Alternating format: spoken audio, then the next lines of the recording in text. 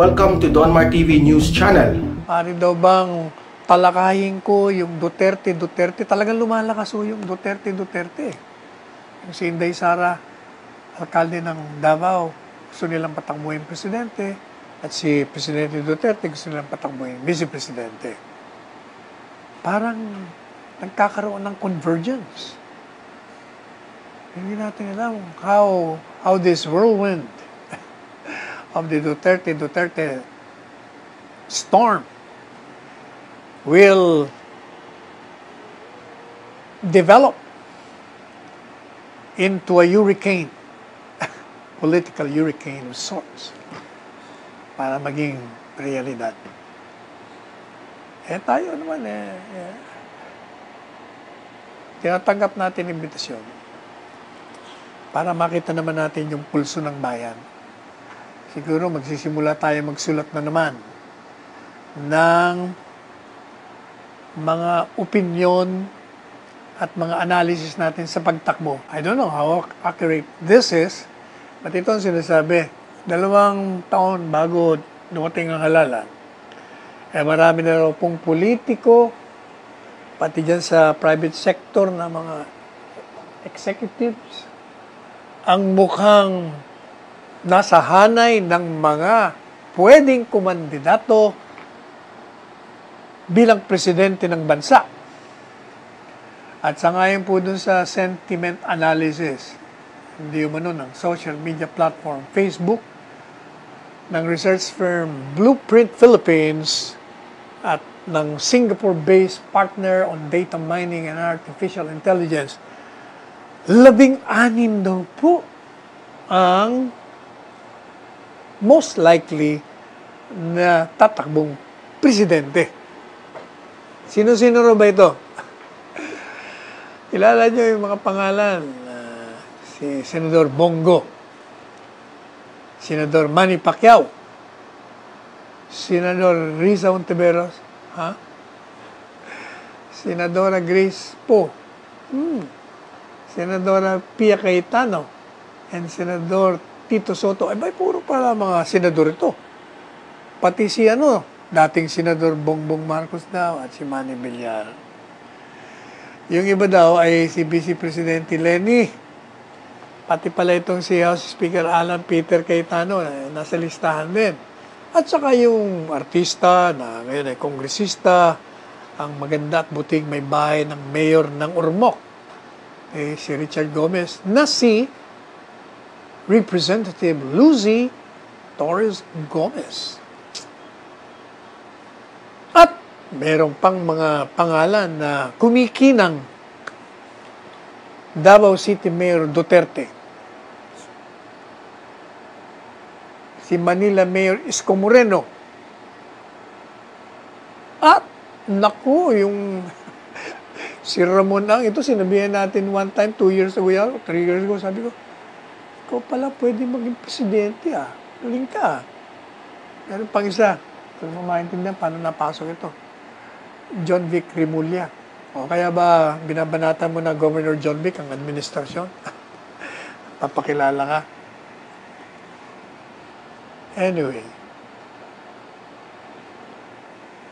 Alam nyo, unang-una wala namang, hindi namang krimen na ikaw ay mag-ambisyon maging presidente. This is a legitimate ambition for any politician in this country to aspire for the highest post of the land. But gaya po ng mga nakaraan, destiny ang nagbibigay sa inyo. Kahit na anong gusto nyo, anong gastos nyo, wala. Kita nyo naman. Sino na ba yung mga nag-try, yung mga kalakasan nila sa politika ng mga panahon? Si J.V. De Venecia, di ba? Speaker siya dati. Sino pa? Si Manny Villar. Bilyonaryo. Sino pa? Si Binay. Jojo Binay. Nasabi nila, malakas, maraming pera. Maraming pera? Saan niya kinuha? Anyway, si Grace po, di ba? Ang dami. Dick Gordon. Sino pa? Yung nasirang Miriam Defensor Santiago. Marami ang talagang pilit na sinusungkit ang prutas ng pangulungan. Pero yung mga ninombrahan lamang, yung mga inanoint ng mga Diyos ng tadhana, ang siyang lumalabas sa presidente. Ito si Presidente Duterte, sino mo mag-aakala nito? Nung una kong inilabas po yung t-shirt na Duterte Run sa Green Hills, I think that must be 10 years plus 4 o 14 years ago. Pinagtatawanan ako eh. Bakit daw may Duterte Run Duterte?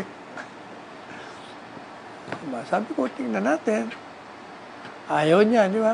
Ayaw niya. Di ba nga nag-file eh. Pero bakit siya ngayon ang presidente?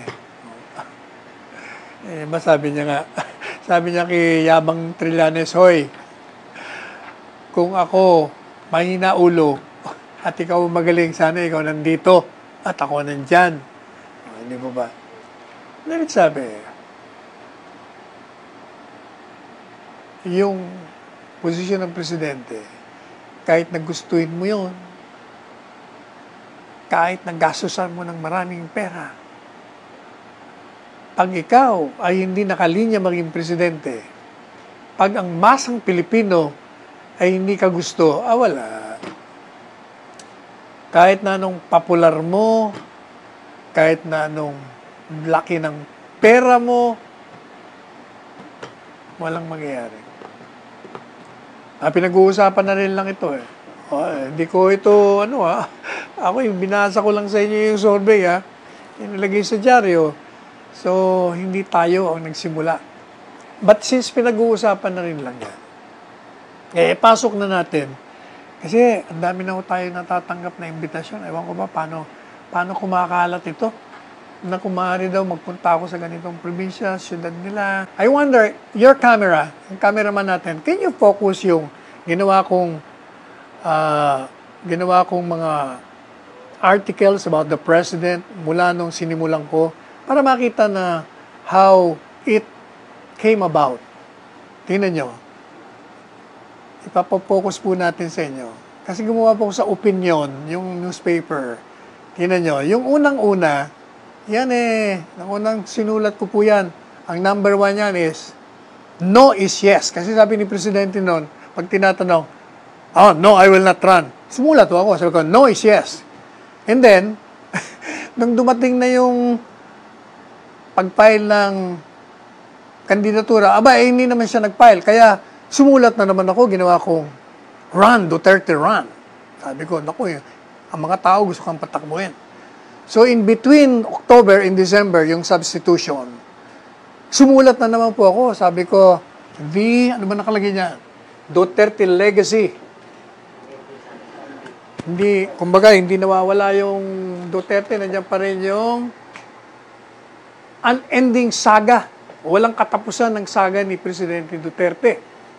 And then, yung pang-apat na ginawa ko, just a few months, several months before, nung nagalit siya, nung lumabas yung tinatawag na Electoral Tribunal decision na pinatakbo, kahit na ampon, na pwede raw na ito yung natural born citizen. Kaya sabi niya, don't FUCK the Constitution, tatakbo ko whether you like it or not, and whether I win or not.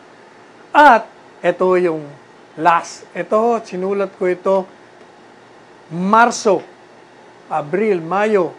In other words, 2 months before election, sinabi ko na si Presidente ang mananalo, Duterte presidency looms. O kaya, iniisip ko ngayon, ano kaya, sabi nga ni Presidente, yung si Sal, siya lang ang merong documentation ng pagtakbo ko. Siguro, maganda yata na gumawa na naman tayo ng mga artikulong ganyan. Ano kaya magandang start? Siguro, the resurrection of the Duterte tandem.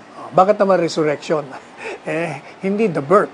Kasi pinanganak na yan doon sa Davao siguro yan ang una nating isusulat. Habang 2 taon pa, tingnan natin para magandang for academic purposes lang yun hindi ito halalan. So tingnan natin. Well, anyway, meron tayong sana kay BP Lenny tayo Pero bukas siguro, pagpabukas na lang natin, BP Lenny. Swerte mo talaga. Pero ikaw ang topic ko ngayon sa aking artikulo, part 4. Ang title part 4 na, ibig sabihin, pang-4 na ikaw ang topic ko. Ang nakalagay The VP Disconnect and Her Attempt at Political Relevance. Kasi yung sanang i-discuss natin ngayon, na nakita ko sa dyaryo, yung kanyang sinasabing, nagko-coordinate ako sa lahat ng mga ahensya, ng gobyerno. Yun. Basahin mo yung BP Lenny.